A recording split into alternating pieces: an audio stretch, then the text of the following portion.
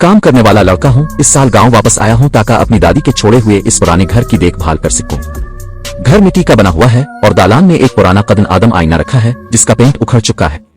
मैंने गांव के बुजुर्गों से सुना था कि ये आईना दादी को उनकी जवानी में जहेज में मिला था और ये यहाँ कई दहाइयों से रखा हुआ है। पहली रात में रात के 1 बजे तक मोबाइल फोन इस्तेमाल कर रहा था कि अचानक दालान से एक चरचराहट की आवाज आई।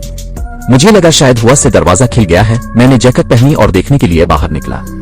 दरवाजा तो नहीं खुला था लेकिन वो आईना हल्का सा थरथरा रहा था। आईने की सतह पर पानी की एक बारीक धुंध जमी हुई थी। मैंने हाथ बढ़ाकर इसे साफ करना चाहा लेकिन जैसे ही मेरी उंगलियां आईने से टकराई मैं सकते में रह गया। आईने में मेरे पीछे एक औरत खड़ी थी। इसने नीले रंग का पुराना सा लिबास पहना हुआ था। इसके बाल बिखरे हुए और चेहरे पर चिपके हुए थे। रंगत कागज की तरह सफेद थी और उसकी बेजान आंखें बराहे रास्त मुझे घोर रही थी। मैंने फौरन पीछे मुड़कर देखा लेकिन वहां सब खाली था। सिर्फ छत का पुराना पंखा धीरे धीरे घूम रहा था। शायद नजर का धोखा होगा। मैंने थोक निगलते हुए खुद को तसल्ली दी कि देर तक जागने की वजह से ऐसा हो रहा है। लेकिन जब मैंने दोबारा आईने की तरफ देखा तो वो औरत मुस्कुरा रही थी। इसकी मुस्कुराहट कानों तक फैली हुई थी जिसमें इसके सिया मसूड़े साफ नजर आ रहे थे। मैं बुरी तरह खौफजदा होकर अपने कमरे की तरफ भागा। दरवाजा बंद करते हुए मुझे आईने से किसी के अजीब तरह से हंसने की आवाज आई।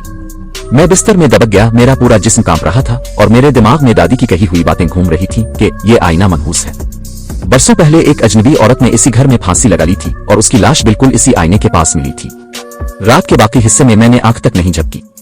सुबह होते ही मैं हिम्मत जमा करके दोबारा दालान में गया। आईने अब बिल्कुल नॉर्मल था, जैसे कुछ हुआ ही ना हो। लेकिन जैसे ही मैंने नीचे देखा आईने के निचले हिस्से में बालों का एक गुच्छा फंसा हुआ था। वो बाल मेरे नहीं थे। मैंने जल्दी से एक सुर्ख कपड़ा ढूंढा और आईने को अच्छी तरह ढांप दिया। लेकिन जब रात हुई तो वो सुर्ख कपड़ा खुद ब खुद जमीन पर गिरा हुआ था और आईना फिर से हिलने लगा।